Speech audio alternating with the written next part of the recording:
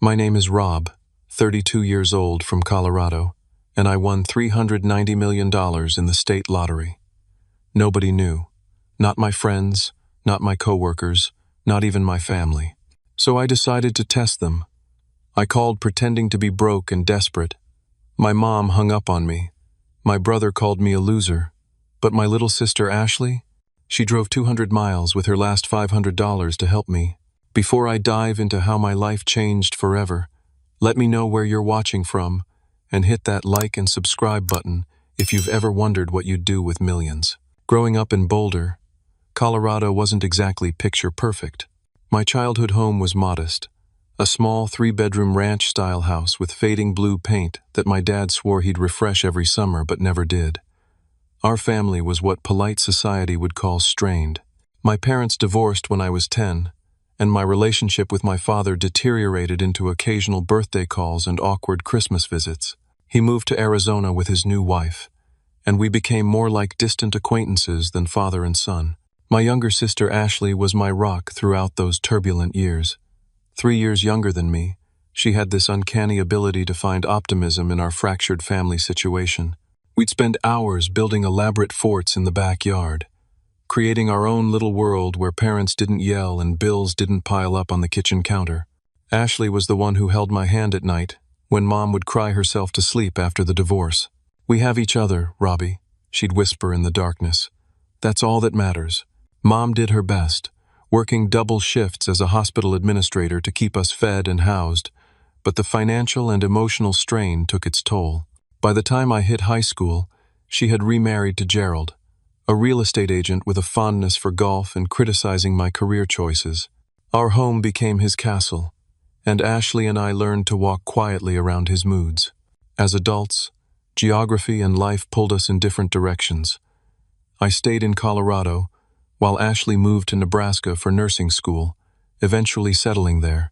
My brother Mark, 5 years older than me, headed to Chicago where he worked his way up in finance, building what he loved to call his empire during our increasingly rare family phone calls. We'd gone from sharing bunk beds to sharing only occasional text messages on birthdays and holidays. My life before the lottery win was painfully ordinary. I worked as an IT specialist for a mid-sized insurance company, fixing printer jams and resetting forgotten passwords. My apartment was a 1-bedroom unit in a complex full of similar 9-to-5 workers. The walls were thin enough that I knew my neighbors' TV schedules by heart. My furniture consisted mainly of items from discount stores and a few IKEA pieces I'd assembled with varying degrees of success. My pride and joy was my gaming setup, the one area where I splurged a little. Financially, I was treading water, not drowning but certainly not swimming freely. Student loans from my computer science degree hung around my neck like an albatross, demanding $500 of my monthly income. My used Honda Civic needed repairs I kept putting off. Rent increased every year, while my salary remained stubbornly static. My refrigerator typically contained half-empty condiment bottles, some dubious leftovers, and a 6-pack of whatever beer was on sale that week. My one consistent luxury was a lottery ticket each week, $10 every Friday, like clockwork. My coworkers teased me about it, calling it my retirement plan. I'd laugh along, but deep down, those tickets represented something more than just a long shot at wealth. They were my small weekly rebellion against a life of mediocrity, a tiny purchased dream that maybe, just maybe, things could change dramatically. Then came the layoffs. Our company was restructuring, which everyone knows is corporate speak for cutting costs by cutting people. I received the email on a Tuesday morning, requesting my presence in the conference room at 2:30. The HR representative had the decency to look uncomfortable as she slid the severance package across the table, explaining I had 3 weeks to transition my responsibilities.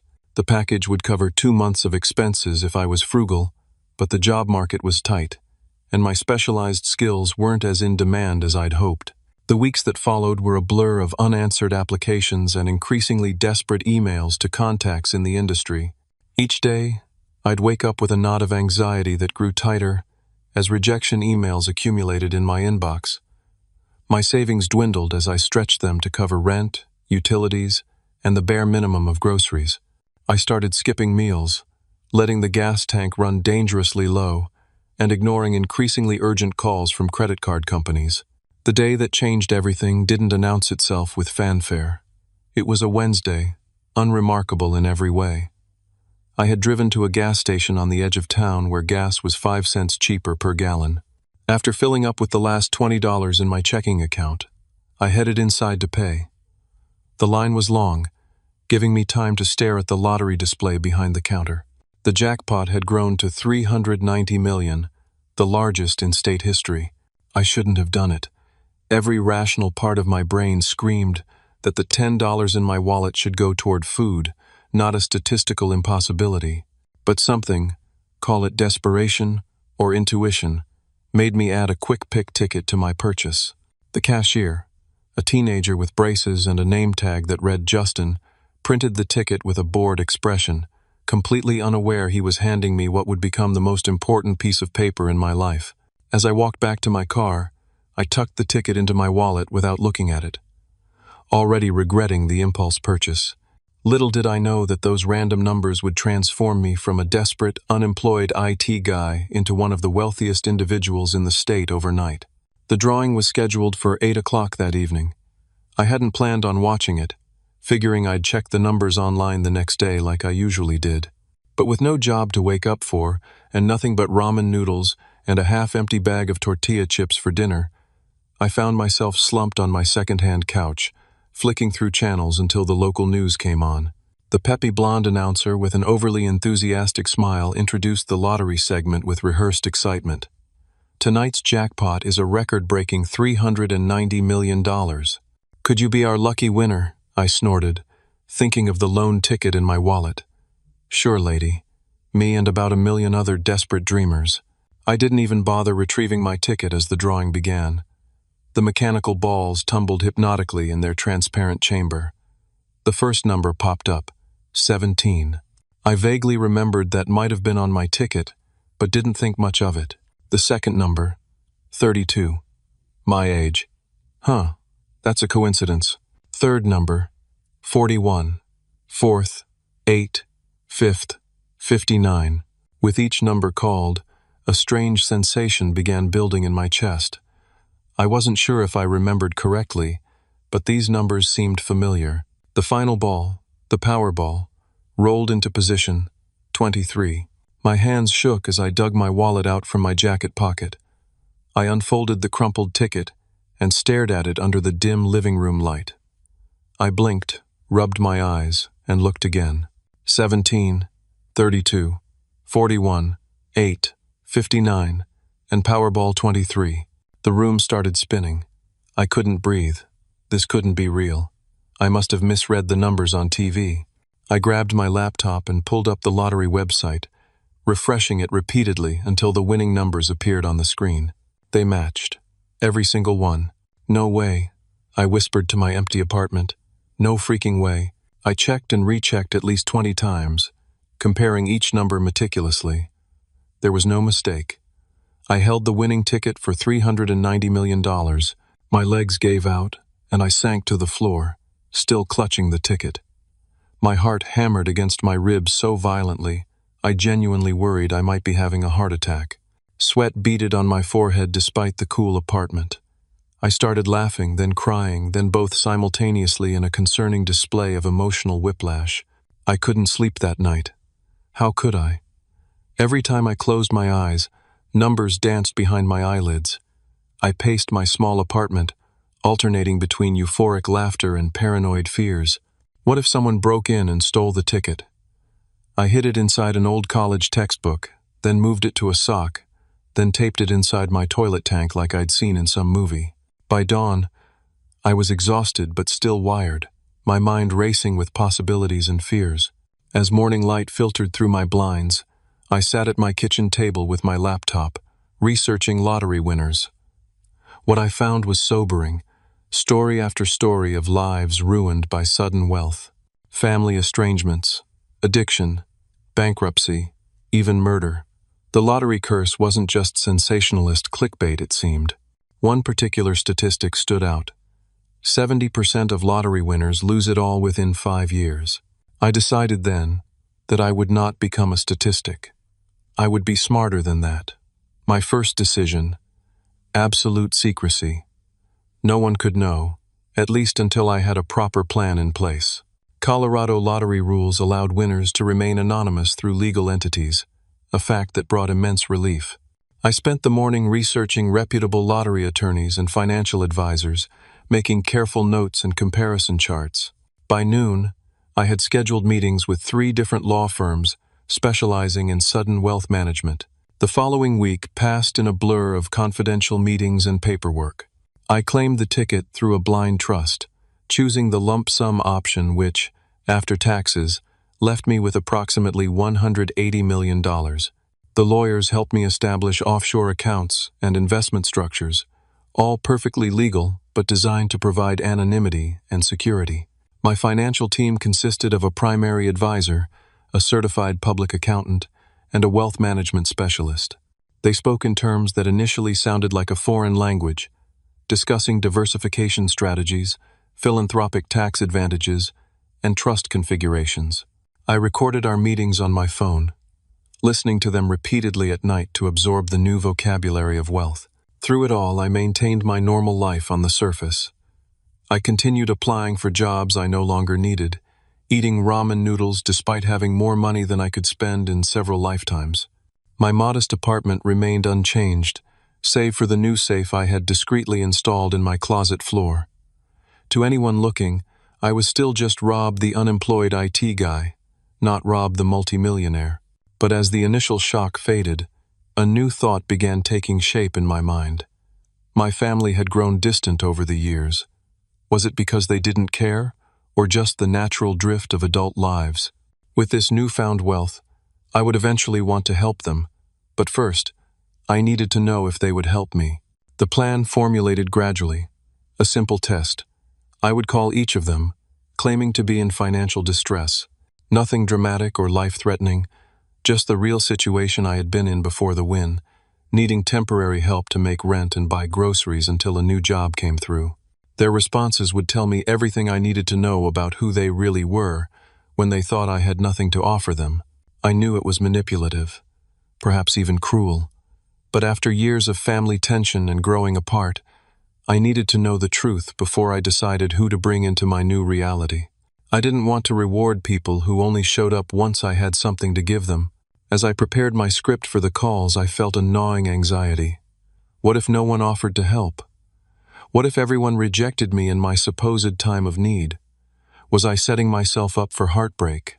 But deeper than that fear was another, more terrifying question.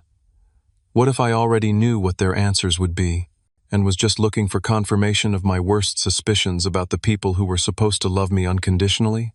With shaking hands, I picked up my phone and pulled up my mother's contact information. It was time to find out exactly where I stood with my family. I rehearsed what I'd say to my mother at least a dozen times before making the call. Our relationship wasn't terrible, but it wasn't particularly close either.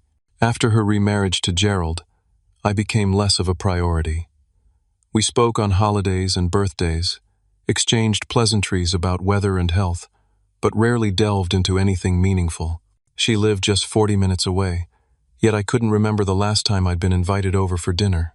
Still, she was my mother, the woman who had nursed me through childhood illnesses, who had worked extra shifts to buy me a computer for school, who had taught me to drive in an empty parking lot with infinite patience. Surely that bond would count for something when I needed help. I took a deep breath and pressed the call button. The phone rang 3 times before she answered. "Hello? Rob? Is everything okay? You never call on Tuesdays." Her voice was tinged with surprise and a hint of suspicion. "Hi, Mom," I said, intentionally making my voice sound tired and stressed. It wasn't difficult to channel the anxiety I'd felt before the lottery win. "I'm not doing so great, actually. That's why I'm calling." "What's wrong? Are you sick?" A sliver of concern threaded through her question. "No, not sick. I got laid off a few weeks ago. I've been applying everywhere, but nothing's coming through yet. So far, this was all true. I'm running out of options, and I'm worried about making rent this month. I hate to ask, but I could really use some help." There was a pause on the line. I could almost feel the shift in her demeanor through the phone. "How much are you talking about?" Her voice had cooled several degrees. "About $5,000, I said, "just to cover rent and basic expenses until I find something. I promise I'd pay you back as soon as I'm working again." The silence that followed seemed to stretch into eternity. When she finally spoke, her tone had transformed entirely. $5,000? Rob, are you serious right now? That's not a small amount of money to just hand over. I know it's a lot, Mom. I wouldn't ask if I wasn't desperate. Well, Gerald and I don't just have that kind of money sitting around. We have our own bills to pay. The property taxes on the house just went up again, and we're planning a cruise next month. I felt a knot forming in my stomach. I understand. Maybe a smaller amount would help? Anything, really. I'm eating ramen for every meal, and I'm worried about keeping the lights on. This is exactly what emergency funds are for, Rob, she said, her voice taking on the lecture tone I remembered from adolescence. You're 32 years old. You should have at least 6 months of expenses saved by now. This is basic financial responsibility.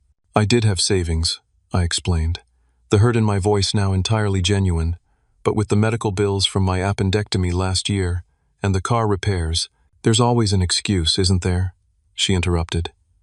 You know your brother never asks for money. In fact, he's doing quite well for himself. Maybe you should call him for advice on financial planning instead of asking for handouts. The comparison to Mark stung, as it always had. Mom, I'm not asking for financial advice. I'm asking for help during a rough patch.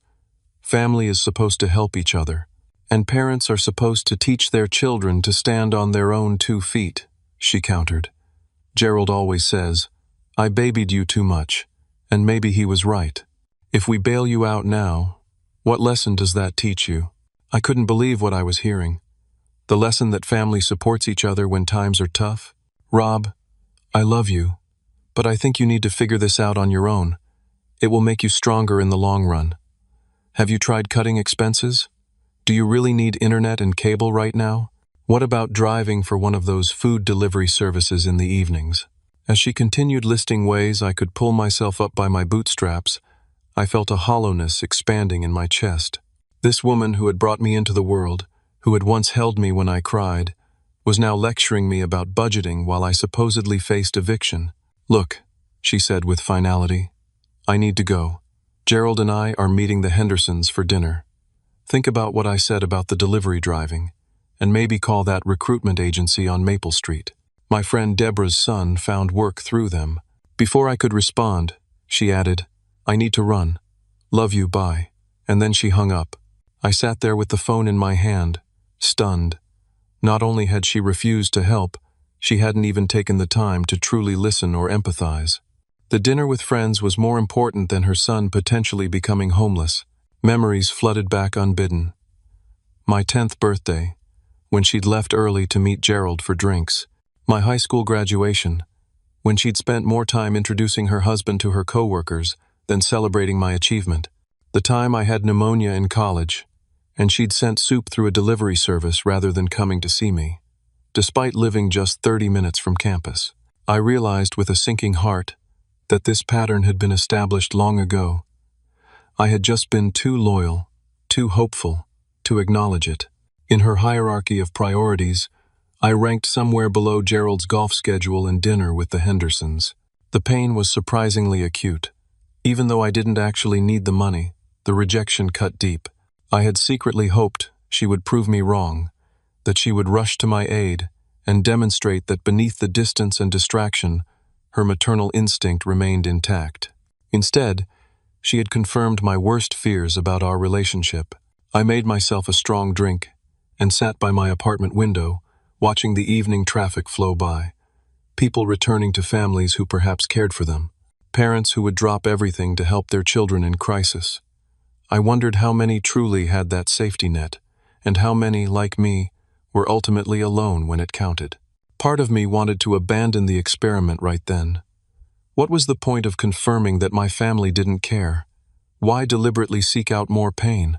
But another part, the part that needed to know exactly where I stood before moving forward with my new life, pushed me to continue. 2 more calls to make, 2 more tests to administer. I pulled up my brother's contact next, steeling myself for another disappointment. But nothing could have prepared me for the cruelty that awaited on that call. Mark and I had never been close, even as children. 5 years my senior, he had always viewed me as an annoyance rather than a brother. While I was building Lego structures, he was already thinking about business ventures, selling candy at school, and charging neighborhood kids to use our basketball hoop. He left for college when I was 13, and from that point on, our interactions became increasingly limited. As adults, the distance between us grew from emotional to ideological. Mark embraced a particular brand of success worship, believing that financial achievement was the ultimate measure of a person's worth. His Facebook profile was a carefully curated showcase of business wins, exotic vacations, and networking events with people he deemed important. The captions invariably included phrases like, "crushing it," or "another day, another deal." The last time we'd been in the same room, at Thanksgiving 2 years prior, he had spent most of dinner talking about his condo in Chicago's Gold Coast neighborhood and the German sports car he'd just leased. When I mentioned enjoying my work in IT, he had laughed and asked, "But what's your growth strategy? When are you going to start making real money?" As if my middle-class existence was some temporary embarrassment. Despite knowing what to expect, I called him anyway.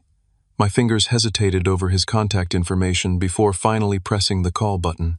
He answered on the 4th ring, ambient noise, suggesting he was at a restaurant or bar. "This better be important, Rob. I'm at dinner with clients," he said without preamble. "No hello, no how are you." "Sorry to interrupt," I said, genuine irritation mixing with my rehearsed desperation. "I wouldn't call if it wasn't important." "Well?" The impatience in his voice was palpable. "I lost my job a few weeks ago. The company downsized and eliminated my entire department." There was a pause, then a short, humorless laugh. "That's why you're interrupting my dinner? To tell me you got fired? Jesus, Rob." "I didn't get fired," I corrected. "The position was eliminated, and I'm calling because I'm in a tough spot financially. I was hoping you might be able to help me out with a loan until I find another job." "A loan?" The way he said it made the word sound dirty. "How much are we talking about?" I decided to ask for less than I'd requested from Mom. Just $2,000. For rent and bills, until I get back on my feet. I'll pay you back with interest. The laugh that followed was genuine this time, and cruel. $2,000?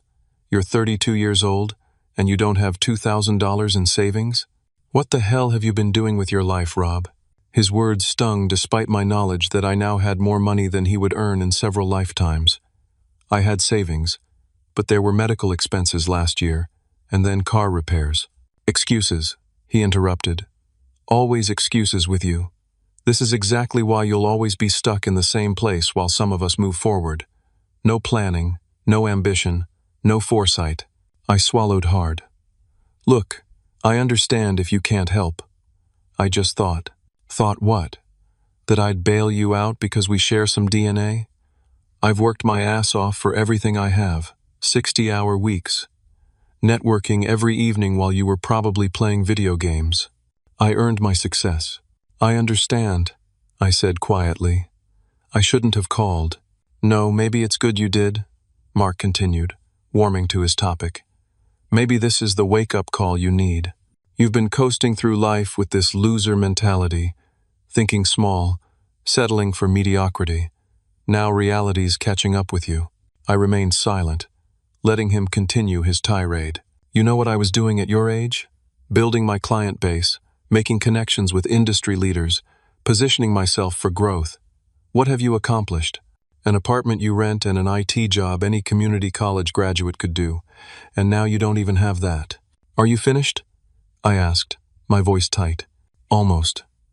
Here's my advice, little brother, since that's apparently what you're really after. Get a real job. Not another tech support position where you hide behind a computer screen. Something that pushes you to grow. Sales, maybe. Something with a competitive edge that might finally put some backbone into you." I counted to 3 silently before responding. "Thanks for the career coaching. I'll let you get back to your clients. One more thing," Mark added. "Don't call Mom about this. She doesn't need the stress, and she can't afford to support you either. Time to stand on your own feet, Rob." Most people figure that out, a decade before 32. "Goodbye, Mark," I said, but he had already hung up. I set the phone down carefully, as if it might explode. My hands were shaking, not from sorrow, but from a white-hot anger I rarely experienced. Of all the responses I had anticipated, the sheer contempt in my brother's voice had exceeded my worst expectations. The extent of his disdain was breathtaking. Not only had he refused to help, he had used my vulnerable moment as an opportunity to assert his superiority, to grind his success against my supposed failure. There wasn't a molecule of compassion in his response, not even the barest acknowledgement that I was a human being in distress, let alone his brother. I poured myself another drink and tried to process what had just happened. The relationship with my brother, already tenuous, now seemed irrevocably damaged. Even knowing I had wealth beyond his imagination brought little comfort in that moment. Money couldn't heal the wound of realizing your own brother viewed you with such contempt. For a brief, dark moment, I fantasized about revealing my new status to him, imagining his face when he realized his loser brother now had more wealth than his entire client list combined. The thought provided a fleeting satisfaction, but it quickly soured. Revenge wasn't what I wanted. What I had truly wanted was a brother who cared, and no amount of money could purchase that. I spent that evening in a state of numb reflection, reassessing a lifetime of interactions with Mark through this harsh new lens.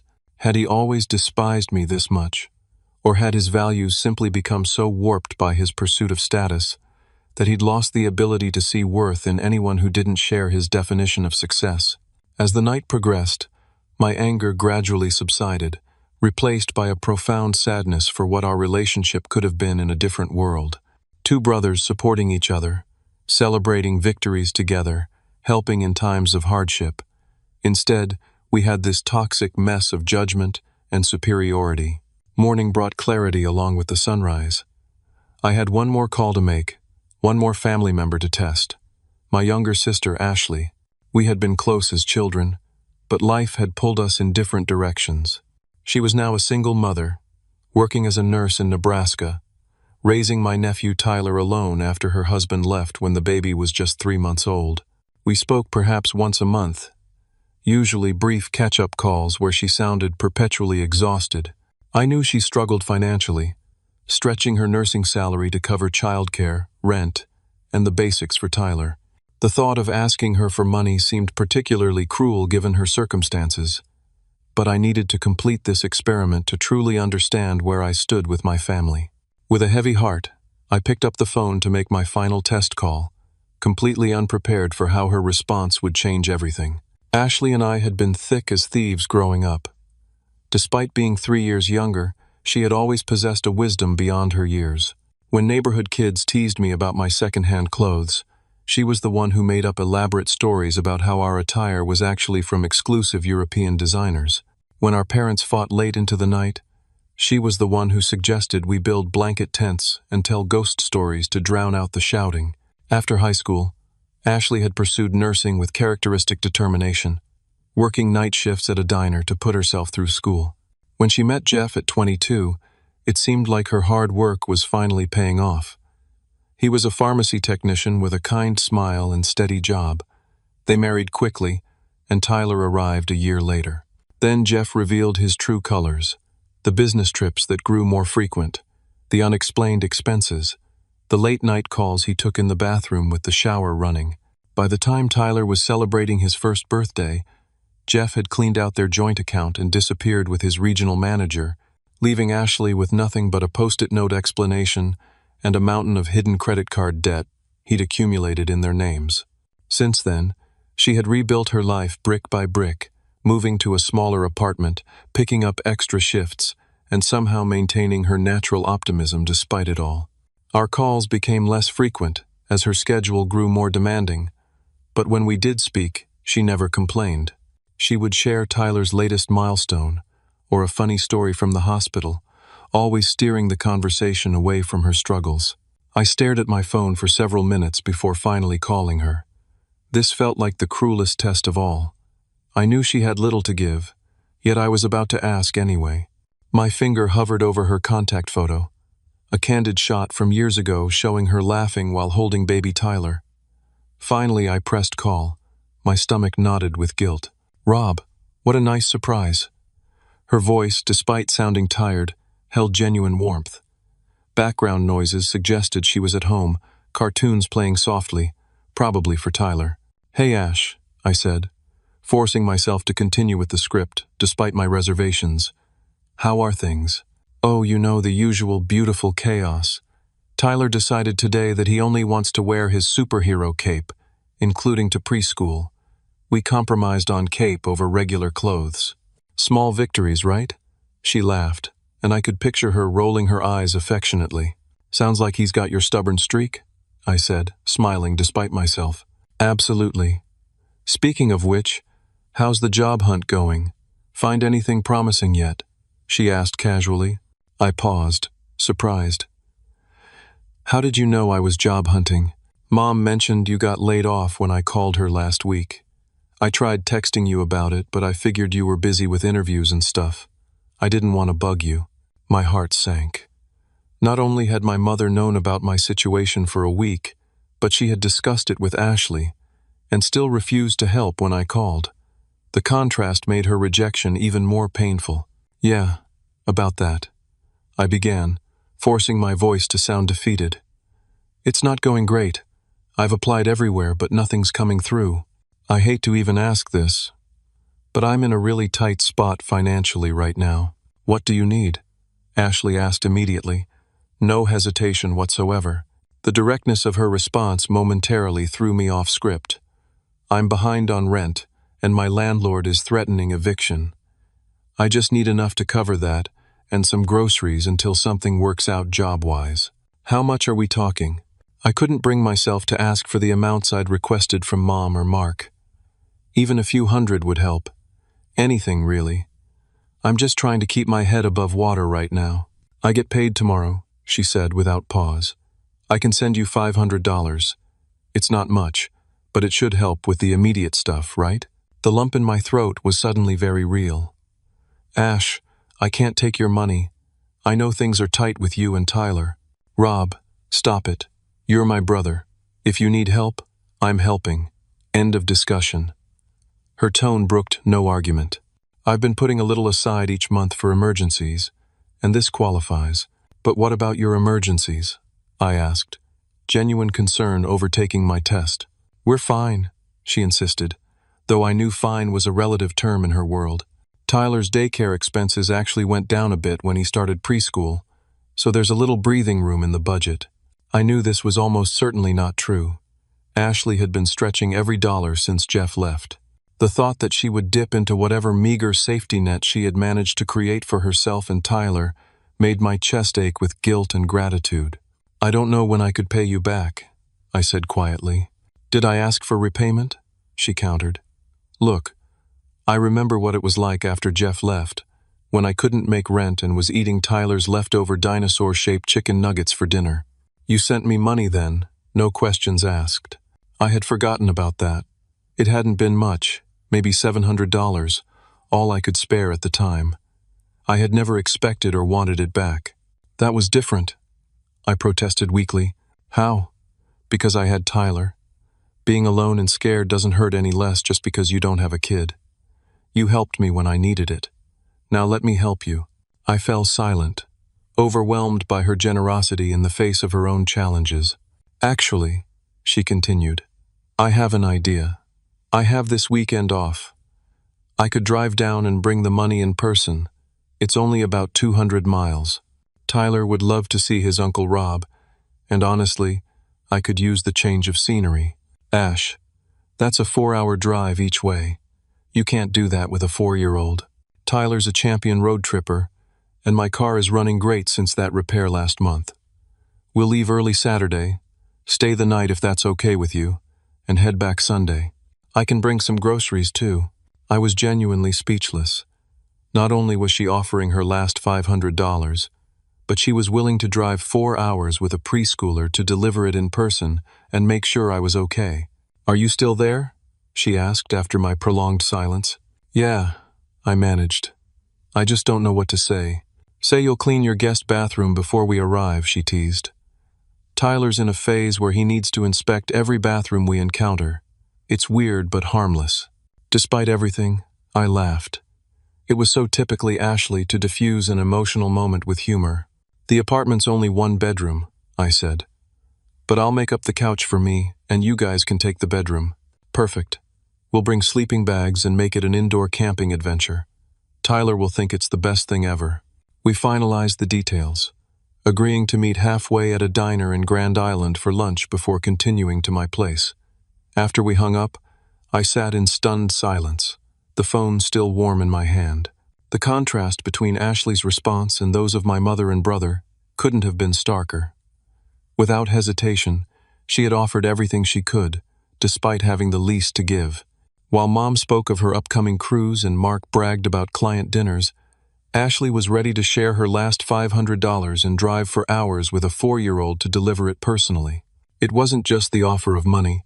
It was the complete absence of judgment, the immediate assumption that if I needed help, there must be a valid reason.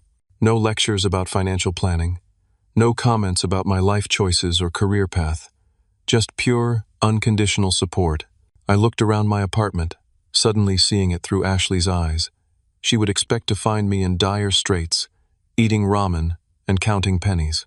Instead, she would arrive to find me perfectly fine, asking for money I didn't need as some sort of twisted test. The thought made me sick with shame. I couldn't go through with it. I couldn't let her drive all that way, spending gas money she couldn't afford, giving me cash that should be going to Tyler's future, all based on a lie. The experiment had gone far enough. I had my answers about my family, painful as they were. As the reality of what Ashley was willing to do for me sank in, I made a decision that would change both our lives forever. The wealth I had stumbled into suddenly had a purpose beyond my own comfort and security. It was time to reveal the truth, at least to the one person who had proven worthy of it. I woke up early Saturday morning with a knot of anxiety in my stomach. Ashley and Tyler would be meeting me at the Countryside Diner in Grand Island at noon, the halfway point between our homes. I had barely slept, rehearsing what I would say, how I would explain my deception without losing her trust forever. The drive gave me too much time to think. What if she was furious about the test? What if she felt manipulated and wanted nothing to do with me or my money? I had judged our mother and brother harshly for failing my test, but perhaps my administering it at all made me worse than either of them. I arrived at the diner 30 minutes early and claimed a booth by the window to watch for her car. The place was exactly what you'd expect. Vinyl booth slightly cracked with age, waitresses who called everyone honey, and the smell of coffee and bacon permeating everything. I ordered coffee and waited, nervously shredding a napkin into confetti. At exactly noon, I spotted Ashley's faded blue Corolla pulling into the parking lot. Even from a distance, I could see Tyler's car seat in the back, his little head barely visible above the window line. Ashley emerged from the driver's side looking exhausted. Her hair was pulled back in a messy ponytail, and she wore the same Denver Broncos sweatshirt she'd had for years. She helped Tyler out of his car seat, adjusted his small backpack covered in dinosaurs, and took his hand as they walked toward the entrance. My heart clenched at the sight. She had driven 200 miles with a 4-year-old, on her only weekend off, to bring me money she couldn't spare. All because I had lied about needing help. The bell above the door jingled as they entered. Tyler spotted me first, his face lighting up with recognition. "Uncle Rob," he shouted, breaking free from Ashley's hand to run toward me. I slid out of the booth just in time to catch him as he launched himself into my arms. "Hey, buddy, look how big you've gotten," I said, genuinely amazed at how much he'd grown since I'd last seen him at Christmas. Ashley approached more slowly, and I could see the dark circles under her eyes more clearly now. She'd tried to hide them with makeup, but the 4-hour drive had worn through her concealer. "You look good for someone supposedly living on ramen," she said with a tired smile, giving me a hug. "I was half expecting to find you gaunt and desperate." Guilt surged through me anew. "Ash, we need to talk," I said quietly as we slid into the booth. "But let's order first. You guys must be starving." Tyler needed no prompting, immediately informing the waitress that he wanted chocolate chip pancakes and chocolate milk, because it's a special trip to see Uncle Rob. Ashley ordered just a coffee, but I insisted she get a proper meal too. Eventually, she relented and ordered the farmer's breakfast. While Tyler colored the children's menu with crayons provided by the waitress, I tried to formulate how to begin my confession. Ashley beat me to it. "So what's really going on, Rob?" she asked softly, stirring cream into her coffee. "You don't look like someone who can't afford groceries." I blinked in surprise. "What do you mean? Your clothes are clean and new-looking. You've got a fresh haircut. Your phone is the latest model." She gestured to where it sat on the table. "Either you're prioritizing appearances over food, which isn't like you, or something else is happening." I should have known I couldn't fool her. Ashley had always been perceptive. "You're right," I admitted, dropping my voice to ensure Tyler remained absorbed in his coloring. I wasn't completely honest about my situation. Her face fell slightly. "If you're in some kind of trouble, Rob, just tell me. Are you gambling? Drugs? Whatever it is, we can figure it out." "No, nothing like that," I quickly reassured her. "It's actually—" I took a deep breath. "I need to show you something, but not here. After we eat. Can we go somewhere more private to talk?" She studied my face, concern evident in her eyes. "You're scaring me a little, but okay." We made it through the meal with forced normalcy, focusing on Tyler's animated stories about preschool and dinosaurs. Ashley kept shooting me questioning glances, but respected my request to wait. When the check came, I insisted on paying despite her protests. "There's a park across the street," I suggested as we exited the diner. "Tyler can play on the playground while we talk." Once Tyler was happily climbing on the jungle gym within our line of sight, Ashley and I sat on a nearby bench. The fall air was crisp, leaves crunching under our feet. "Okay, spill it," she said. "What's going on that you couldn't tell me over the phone or in the diner?" I pulled out my phone and opened a secure folder, then handed it to her. On the screen was a news article with the headline, "Anonymous Winner Claims, $390 million lottery jackpot." She glanced at it, confused. "What does this have to do with you needing money?" "Read the date," I said quietly. Her eyes widened as she noted the article was from 3 weeks ago. She looked up at me, comprehension slowly dawning on her face. "Rob, are you saying?" I nodded. "I won the lottery, Ash. I'm the anonymous winner." She stared at me in disbelief, then back at the phone, then at me again. $390 million? That's not possible. "It is possible, and it happened." I pulled out my wallet and removed a folded document, handing it to her. It was a bank statement showing a balance with more zeros than she had likely ever seen in one place. Her hands trembled as she held the paper. "I don't understand. If this is true, why would you call me asking for money?" This was the hardest part. I took a deep breath and told her everything.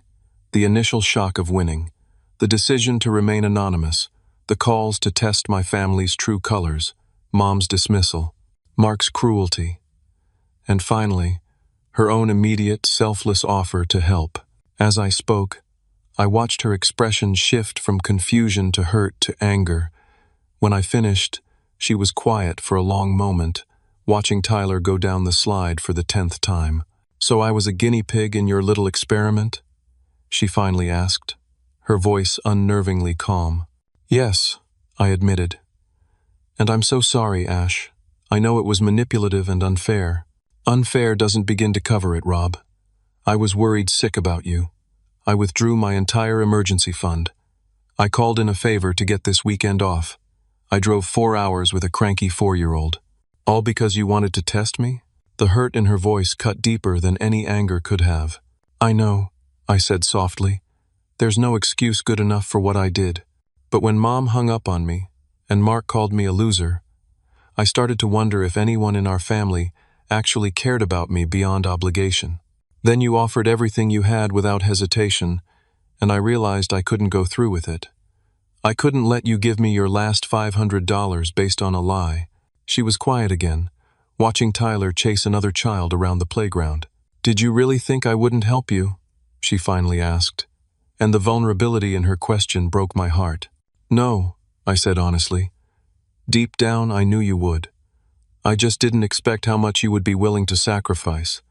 It humbled me, Ash, And it made me realize that this money gives me a chance to help the one person who's always been there for me. She turned to look at me directly. Is that what this is about? You want to share your winnings with me because I passed your test? Not because you passed a test, I clarified. Because you reminded me what family is supposed to be. You were willing to give me everything you had when you thought I had nothing. That's not something I can ignore or forget. She shook her head. I don't want your lottery money, Rob. I don't want to be a charity case. It's not charity, I insisted.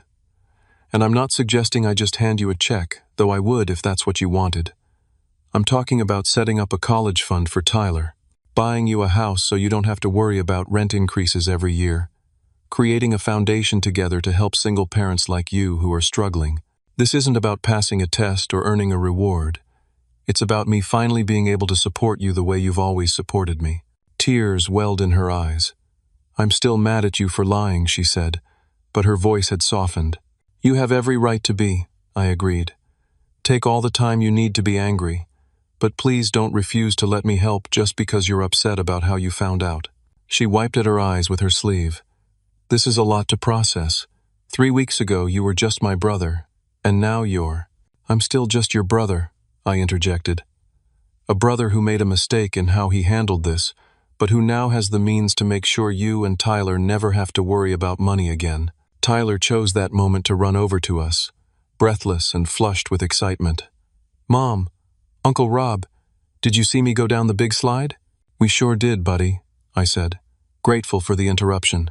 You're practically a daredevil. What's a daredevil? He asked, climbing onto the bench between us. Someone very brave, Ashley answered, ruffling his hair. Like you. She met my eyes over Tyler's head. We're going to need a lot more conversation about this, and I'm not making any decisions today. I nodded. That's fair, but will you at least come back to my place as planned? Let me treat you both to a nice dinner? No strings attached. She hesitated, then nodded slowly. Okay, but I'm still bringing the sleeping bags. Tyler's been talking about indoor camping all week. Deal, I said, relief washing over me. As we walked back to our cars, Tyler skipping between us, Ashley murmured, Just so we're clear, I'm not depositing that check you're inevitably going to try to give me. We'll see, I replied with a small smile. She rolled her eyes but couldn't hide her own slight smile. Lottery winner for 3 weeks and already thinking you know everything. I laughed, feeling lighter than I had in days. The hardest conversation was behind me, and while Ashley was understandably hurt by my deception, she hadn't rejected me outright. There was a path forward, a chance to rebuild trust and create something positive from this strange situation. As I watched her buckle Tyler into his car seat, talking animatedly about what games they might play at Uncle Rob's house, I felt a surge of clarity about what my newfound wealth was truly for. It wasn't about luxury cars or mansions or status symbols. It was about creating security for the people who mattered. And in my case, that list had become very short indeed. 6 months passed in what felt like the blink of an eye. The seasons changed from fall to winter to spring, and my life transformed even more dramatically than the landscape.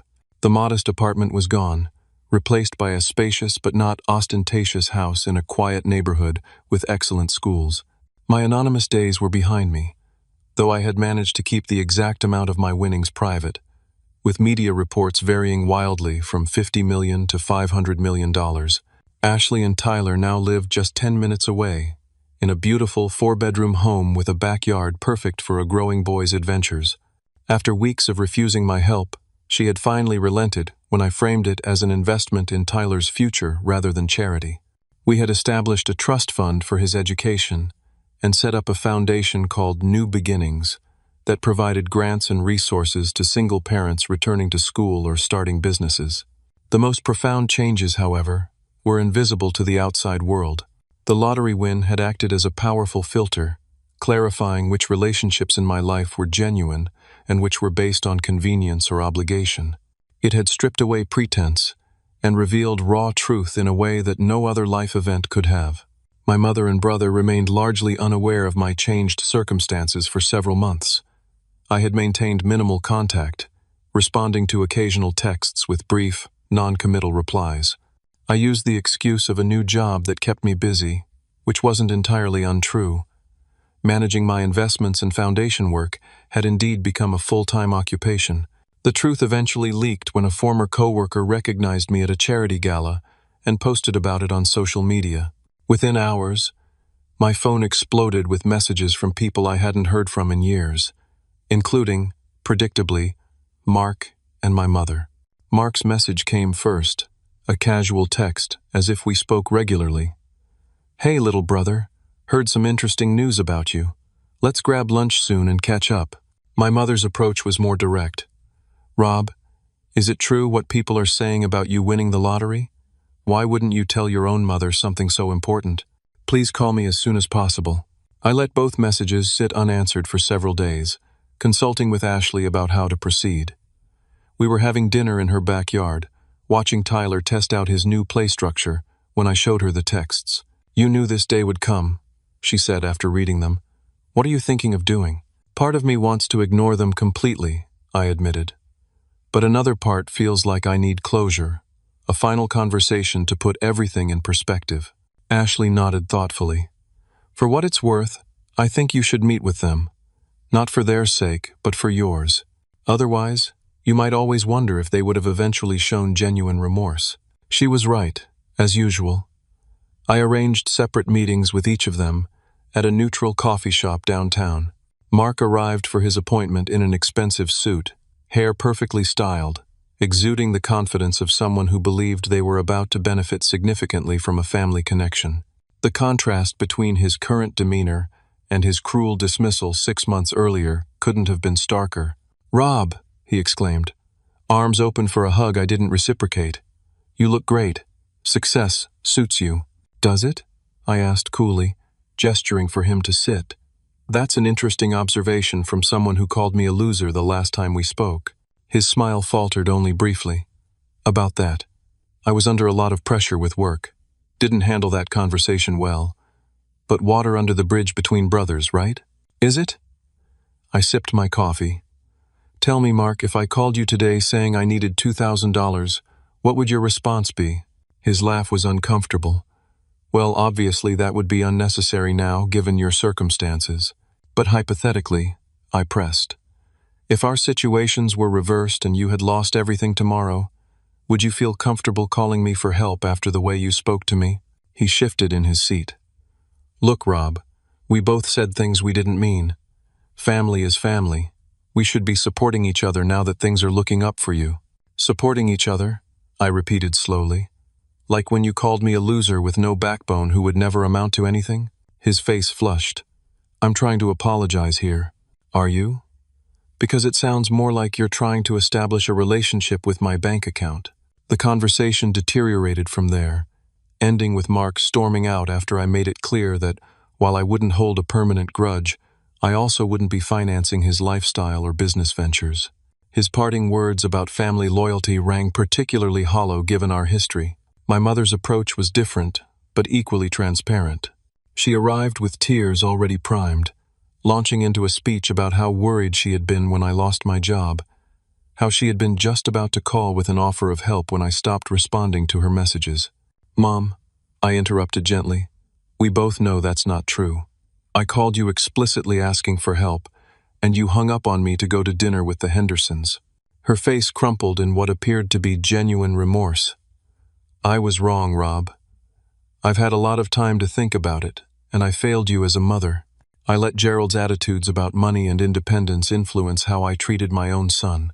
There was something almost convincing in her contrition, a flash of the mother I had known before she became so concerned with appearances and her second husband's opinions. For a moment, I felt a flicker of hope that perhaps there was something salvageable in our relationship. Then she continued, "I was hoping we might be able to start fresh. Gerald and I have been thinking about downsizing anyway, and with your new situation, perhaps you could help us find something more suitable for retirement. Nothing extravagant, of course." And just like that, the moment was gone. The apology wasn't about recognizing her failure as a mother. It was about positioning herself to benefit from my good fortune. The pattern that had defined our relationship for years remained unchanged.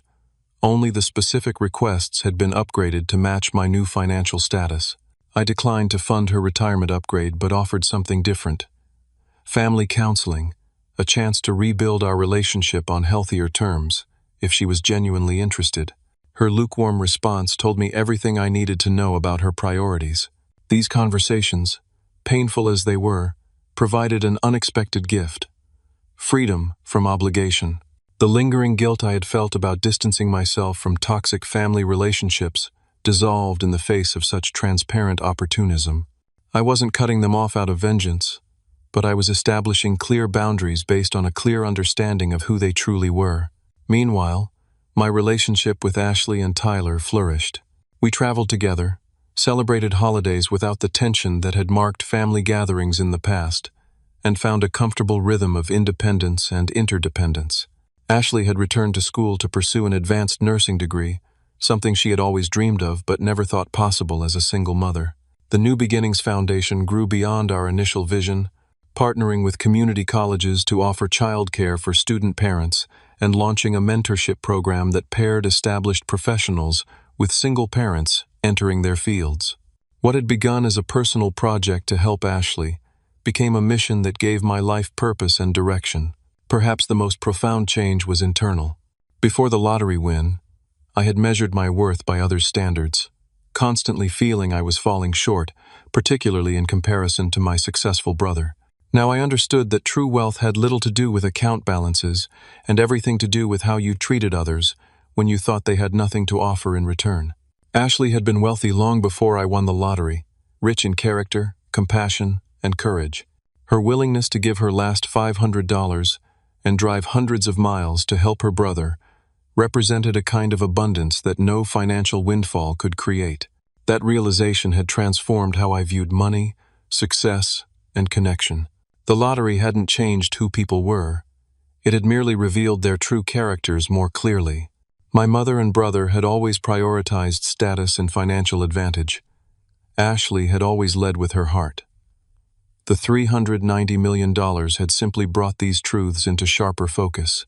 1 year to the day after the fateful lottery drawing, Ashley, Tyler, and I sat on the patio of my home, watching fireflies blink in the gathering dusk. Tyler, now 5, was carefully catching and releasing them, his delighted laughter punctuating the peaceful evening. "Do you ever regret it?" Ashley asked suddenly. "The test, I mean. Would you rather not have known how Mom and Mark would react?" I considered her question carefully. "No," I finally said. "It was painful, but necessary. I might have spent years trying to buy their approval or affection, never understanding that some relationships can't be fixed with money or success." She nodded thoughtfully. "And some relationships don't need fixing because they were never broken." "Exactly," I smiled, watching Tyler race across the lawn after a particularly bright firefly. "The money gave me freedom and security, but you gave me something far more valuable. The knowledge that I was always worthy of love and support, even when I had nothing to offer in return." Ashley squeezed my hand. "That's what family is supposed to be." "I know that now," I said softly. "Better late than never." As the stars emerged above us and Tyler exhausted himself chasing magical lights through the grass, I felt a profound sense of peace. The journey from that gas station quick pick to this moment had been unpredictable and often painful, but it had led me exactly where I needed to be. I had won the lottery twice, really. Once with a random set of numbers that changed my financial reality overnight, and once with the sister who showed me what true wealth looked like long before I had millions in the bank. Have you ever wondered what you would do if you suddenly came into unexpected wealth? Would you tell everyone or keep it to yourself? If you've enjoyed this story, please hit that like button and subscribe to hear more real-life experiences.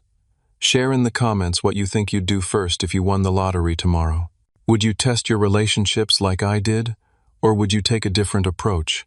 Thank you for listening to my story, and remember that sometimes life's most valuable lessons come wrapped in the most surprising packages.